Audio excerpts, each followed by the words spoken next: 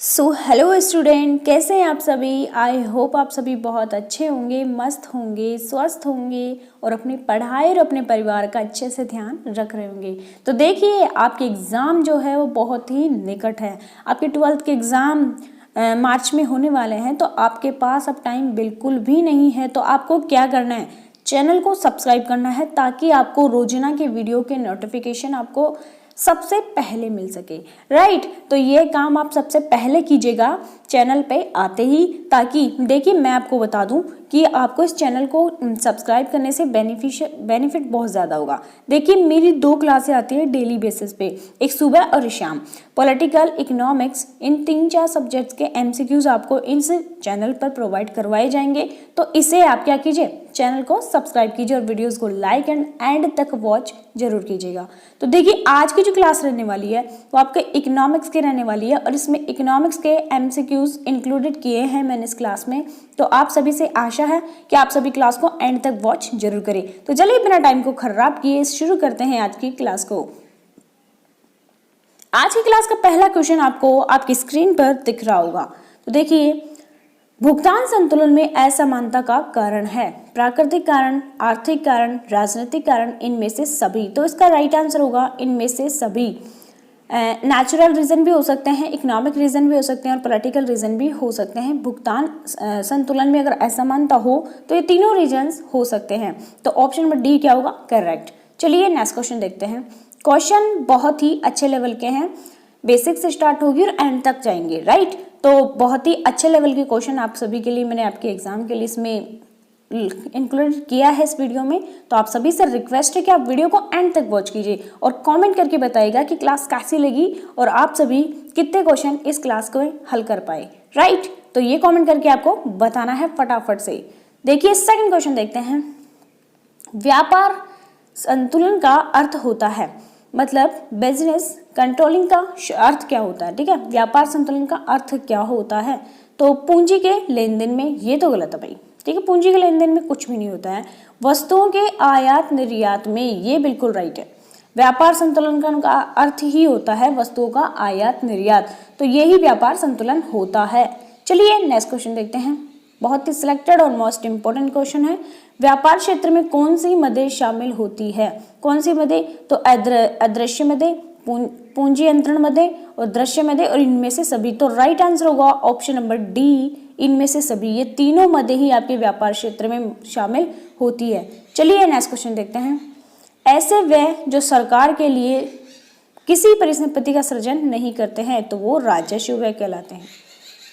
ठीक है, राजस्व व्यय कहलाते हैं जो सरकार के लिए किसी भी प्रकार की परिसंपत्ति का निर्माण नहीं करते हैं। सरकार की किसी प्रकार की न्यू एसेट्स मतलब होता है परिसंपत्ति, उसका निर्माण नहीं करते हैं, तो आपके राजस्व व्यय होते हैं। चलिए नेक्स्ट क्वेश्चन देखते हैं। निम्न में से कौन राजकोषीय घाटे से होने वाला खतरा है, कौन है। तो देखिए, अवस्थितिकारी दबाव, स्फीतिकारी दबाव, ए और बी दोनों, और इनमें से कोई नहीं। तो इसका राइट आंसर होगा ए और बी दोनों। ये दोनों प्रभाव जो है वो राजकोषीय घाटे के कारण उत्पन्न हो सकते हैं। चलिए नेक्स्ट क्वेश्चन देखते हैं।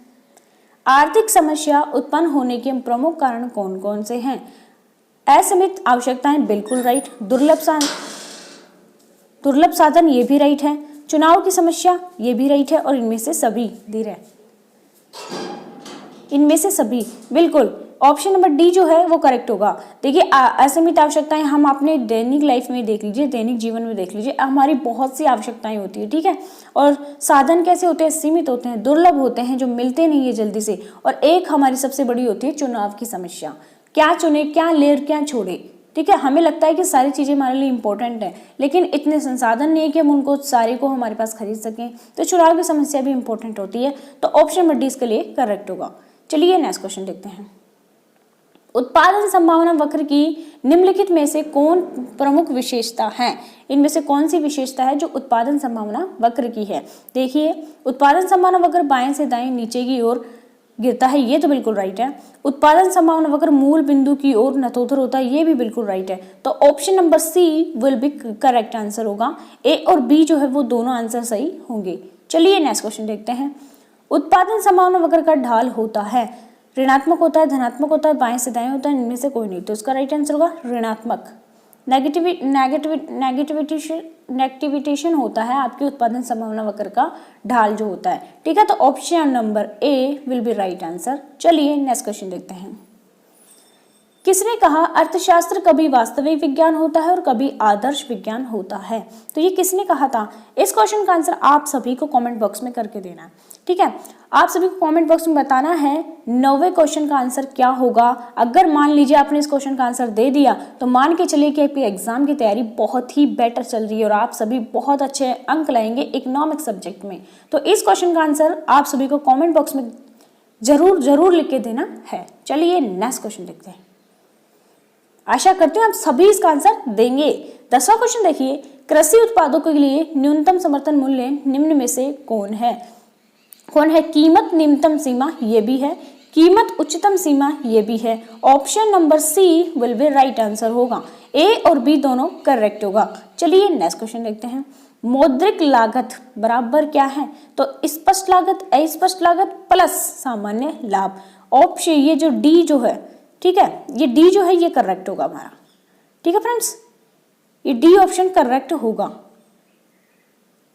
ये हमारा करेक्ट होगा। देखिए एक मिनट, देखिए ये डी ऑप्शन हमारा करेक्ट होगा। ऑप्शन नंबर डी जो है वो करेक्ट होगा। चलिए नेक्स्ट क्वेश्चन देखते हैं। नेक्स्ट क्वेश्चन देखिए, किस बाजार में मांग की लोच इकाई से अधिक होती है? कौन से बाजार में मांग की जो लोच होती है वो इकाई से अधिक होती है? तो पूर्ण प्रतियोगी बाजार में, जो होती मांग की जो लोच होती है वो इकाई से अधिक होती है। ठीक है, चलिए नेक्स्ट क्वेश्चन देखते हैं। नेक्स्ट क्वेश्चन देखिए, निम्न अर्थशास्त्री में से कौन कल्याणकारी विचारधारा के नहीं है? तो जे.एम. किन्स कल्याणकारी विचारधारा से संबंध नहीं रखते हैं। मार्शल भी रखते हैं, पीगू भी रखते हैं और केनन भी रखते हैं, लेकिन J.M.. Keynes, John Maynard Keynes समष्टि अर्थशास्त्र के पिता, ये अर्थशास्त्र को कल्याणकारी विचारधारा के रूप में नहीं देखते हैं। तो ऑप्शन नंबर ए करेक्ट होगा। चलिए नेक्स्ट क्वेश्चन देखते हैं। इच्छा की तीव्रता का फलन होती है। इच्छा की तीव्रता का फलन क्या होती है? तो उपयोगिता में यूटिलिटी हमारी इच्छा की तीव्रता का फलन होती है। चलिए नेक्स्ट क्वेश्चन देखते हैं। उपयोगिता एक धारणा है, तो मनोवैज्ञानिक धारणा है, ना मापा जा सकता, ना गुना जा सकता। राइट, कुछ भी नहीं किया जा सकता, केवल और केवल महसूस किया जा सकता है। तो एक मनोवैज्ञानिक साइकोलॉजिकल थॉट है उपयोगिता। चलिए नेक्स्ट क्वेश्चन देखते हैं। उपयोगिता की प्रमुख विशेषता है, क्या विशेषता है भाई? सापेक्षिक, व्यक्तिपरक, अनुमोदित संतुष्टि, इनमें से सभी। Option number D will be right answer होगा। चलिए नेक्स्ट क्वेश्चन देखते हैं। एक वस्तु की सभी इकाइयों से प्राप्त होने वाली उपयोगिता के योग को क्या कहते हैं? तो कुल उपयोगिता, टोटल यूटिलिटी, कुल उपयोगिता कहते हैं। चलिए नेक्स्ट क्वेश्चन देखते हैं। 18वां क्वेश्चन देखिए, किसी वस्तु में मानवीय आवश्यकताओं की पूर्ति करने की क्षमता को कहा जाता है, तो क्या कहते हैं? हम उसे उपयोगिता कहते हैं। ठीक है, मानवीय आवश्यकताओं की पूर्ति करने वाली वस्तु को हम उपयोगिता कहते हैं। Option number B right answer होगा। नेक्स्ट क्वेश्चन देखिए, उत्पादन फलन में उत्पाद किसका फलन होता है? उत्पत्ति के साधनों का फलन होता है। ठीक है, ऑप्शन नंबर सी करेक्ट होगा। चलिए नेक्स्ट क्वेश्चन देखते हैं। उत्पत्ति ह्रास नियम लागू होने का मुख्य कारण कौन सा है? किस कारण से उत्पत्ति ह्रास नियम होता है? तो साधनों की सीमितता, ये बिल्कुल राइट है। साधनों का अपूर्ण स्थानापन्न, ये भी राइट है। तो ऑप्शन नंबर सी करेक्ट होगा। इन दोनों कारणों से ही साधनों उत्पत्ति ह्रास नियम लागू होता है। चलिए नेक्स्ट क्वेश्चन देखते हैं। दीर्घकाल में पूर्ति की लोच अधिक लोचदार होती है, ठीक है friends, option number A correct होगा 21 का। चलिए नेक्स्ट क्वेश्चन देखते हैं। दीर्घकालीन उत्पादन फलन का संबंध निम्न में से किससे है? तो किससे है? मांग के नियम से। ठीक है, उत्पत्ति वृद्धि नियम से, पैमाने के प्रतिफल नियम से और मांग के लोच से। तो पैमाने के प्रतिफल नियम द्वारा इससे प्रतिफल के नियमों का जो संबंध है वो आपके दीर्घकाल से है। ठीक है, चलिए नेक्स्ट क्वेश्चन देखते हैं।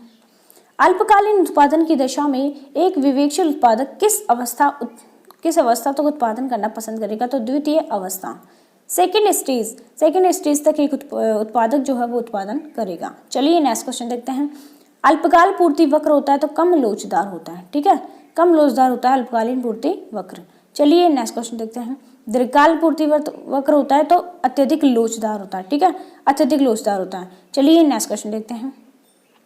किस बाजार में फर्म का स्वतंत्र प्रवेश बहिर्गमन होता है? तो पूर्ण प्रतियोगी बाजार में एक फर्म आ भी सकती है और कभी भी जा भी सकती है। तो चलिए नेक्स्ट क्वेश्चन देखते हैं। एकाधिकारी बाजार किसे दर्शाता है? तो बाजार की प्रवृत्ति को दर्शाता है। ऑप्शन नंबर सी करेक्ट होगा। चलिए नेक्स्ट क्वेश्चन देखते हैं। किस बाजार में वस्तु विभेद पाया जाता है? कौन से बाजार में पाया जाता है वस्तु विभेद? तो आपके एकाधिकारी प्रतियोगी बाजार में। ऑप्शन नंबर डी करेक्ट होगा। एकाधिकारी प्रतियोगी बाजार में आपके वस्तु विभेद पाया जाता है। नेक्स्ट क्वेश्चन देखिए। जीएनपी एंड मार्केट प्राइस, मतलब इसका फॉर्मूला क्या है? तो इसका राइट आंसर होगा GDP at market price plus विदेशों से प्राप्त शुद्ध साधन आय। ये इसका राइट आंसर होगा। ऑप्शन नंबर बी करेक्ट होगा। नेक्स्ट क्वेश्चन देखिए। क्या सत्य है? तो क्या सत्य है इसमें से कौन सा जो फॉर्मूला है वो सत्य है? तो देखिए जीएनपी बराबर जीडीपी प्लस घिसावट, एनएनपी बराबर जीएनपी प्लस घिसावट, एनएनपी जीएनपी माइनस घिसावट और जीएनपी बराबर एनएनपी माइनस घिसावट। तो देखिए इस क्वेश्चन का आंसर आप पेंडिंग में रहने दीजिए, ठीक है। इस क्वेश्चन का आपको अगर आता है तो आप सभी कमेंट बॉक्स में करके दीजिएगा, वरना मैं इस क्वेश्चन का आंसर आपको कमेंट करके बता दूंगी नेक्स्ट क्लास में, ठीक है। अभी मैं इसमें थोड़ी कंफ्यूजन हूँ, तो आप सभी को चिंता नहीं करनी है। अगर आपको आता है तो कमेंट बॉक्स में लिख के दीजिएगा, अगर नहीं आता है तो 2-3 घंटे का वेट कीजिएगा, राइट। चलिए नेक्स्ट क्वेश्चन देखते हैं। विदेशों से शुद्ध साधन आय हो सकती है, क्या हो सकती है? धनात्मक भी हो सकती है, ऋणात्मक, बिल्कुल राइट, धनात्मक ऋणात्मक दोनों प्रकार की हो सकती है, ठीक है। तो चलिए आज की क्लास यहीं